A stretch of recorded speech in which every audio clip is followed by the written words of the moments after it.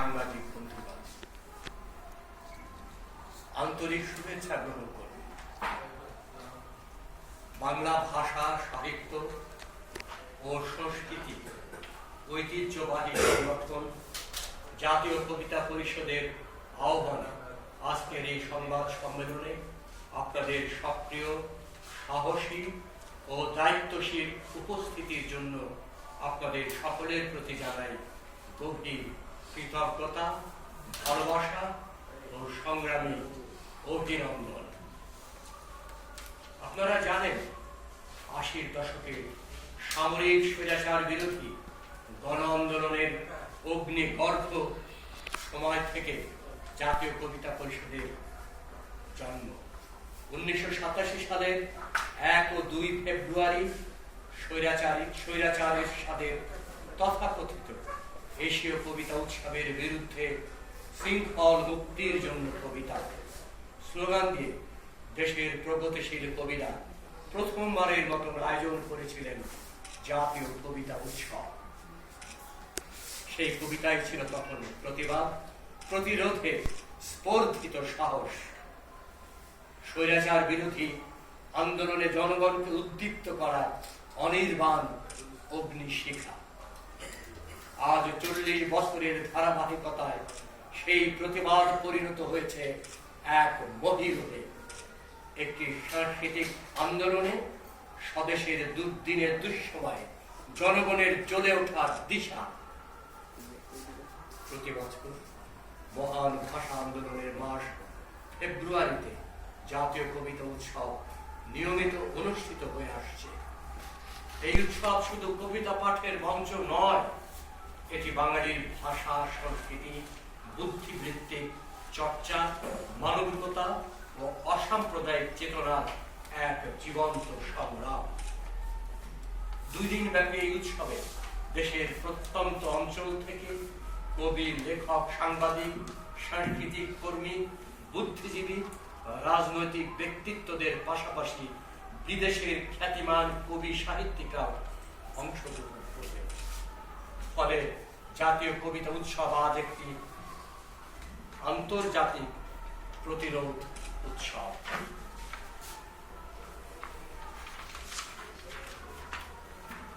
প্রিয় বন্ধুগণ, আগামী ১ ও ২ ফেব্রুয়ারি ২০২৬ অনুষ্ঠিত হতে যাচ্ছে ৩৮তম জাতীয় কবিতা উৎসব। আমরা গভীর উদ্বেগের সঙ্গে লক্ষ্য করছি, গত ১৭ মাসে জুলাই অভ্যুত্থানের আড়ালে লুকিয়ে থাকা ৭১-এর পরাজিত, খুনি, ধর্ষক, অগ্নিসংযোগকারী, অন্ধকারের অশুভ শক্তি এবং জুলাইয়ের পতিত ফ্যাসিস্টদের দোসররা আবার মাথা চাড়া দিয়ে উঠেছে।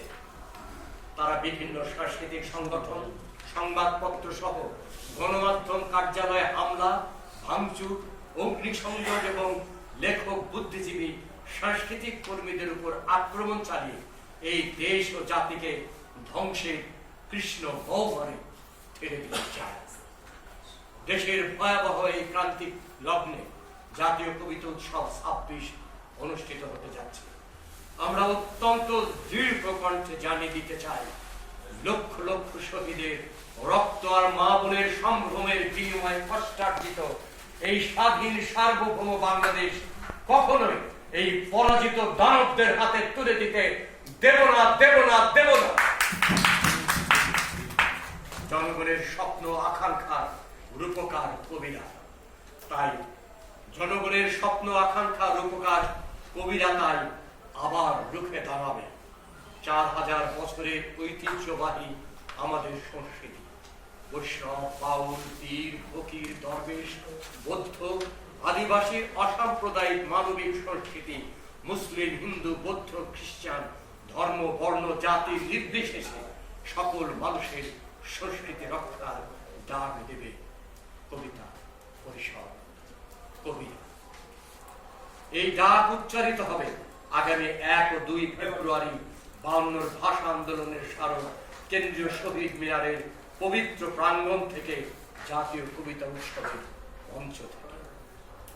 দেশের বর্তমান প্রেক্ষাপটে ঢাকা বিশ্ববিদ্যালয়ের অপারগতার কারণে বাধ্য হয়ে আমরা এবছর জাতীয় কবিতা উৎসব আয়োজন করছি কেন্দ্রীয় শহীদ মিনারে।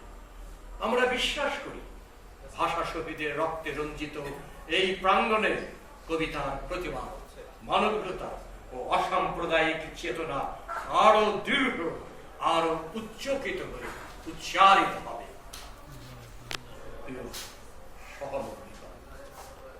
দুদিন ব্যাপী এই উৎসব উদ্বোধন করবেন বীর জুলাই যোদ্ধা শহীদ মীর মাহফুজুর রহমান মুগ্ধর সম্মানিত পিতা জনাব মীর মুস্তাফিজুর রহমান। প্রধান অতিথি হিসেবে উপস্থিত থাকবেন গণপ্রজাতন্ত্রী বাংলাদেশ সরকারের সংস্কৃতি বিষয়ক মন্ত্রণালয়ের মাননীয় উপদেষ্টা জনাব মোস্তফা সারোয়ার ফারুকী। প্রধান আলোচক থাকবেন বিশিষ্ট লেখক, গবেষক, গণবুদ্ধিজীবী প্রফেসর সলিমুল্লাহ খান। উৎসবের দুদিনই চলবে সেমিনার, কবিতা পাঠ, আবৃত্তি, সঙ্গীত ও নৃত্য পরিবেশন।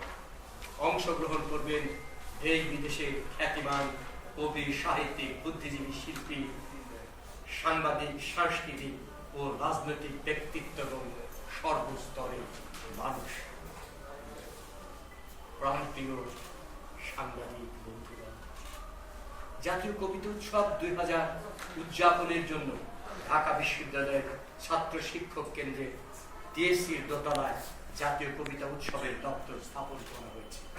দেশি বিদেশি কবিদের কবিতা উৎসবে অংশগ্রহণের লক্ষ্যে নিবন্ধন চলছে। উৎসবের দিন পর্যন্ত নিবন্ধন চলবে। নিচের উল্লেখিত লিঙ্কে অনলাইন রেজিস্ট্রেশন করা যাবে। বন্ধুগণ, প্রতিবারের মতো এবারও এই ঐতিহাসিক জাতীয় কবিতা উৎসব সফল করে তোলার ক্ষেত্রে আপনাদের ভূমিকাই প্রধান এবং অপরিসীম। আমাদের তাই আকুল আবেদন 1 ও 2 ফেব্রুয়ারি অনুষ্ঠেয় জাতীয় কবিতা উৎসব 2026-এর সংবাদ, প্রতিবাদ ও মানবিক বার্তা আপনাদের গণমাধ্যমে প্রচার ও প্রকাশ করে বিশ্ববাসীর কাছে পৌঁছে দেবে, যেমনটি আপনারা সবসময় আমাদের পাশে থেকে চলেছেন। আপনাদের সহযোগিতা, ভালোবাসা ও সংহতির প্রতি রয়েছে আমাদের অগাধ আস্থা ও পূর্ণ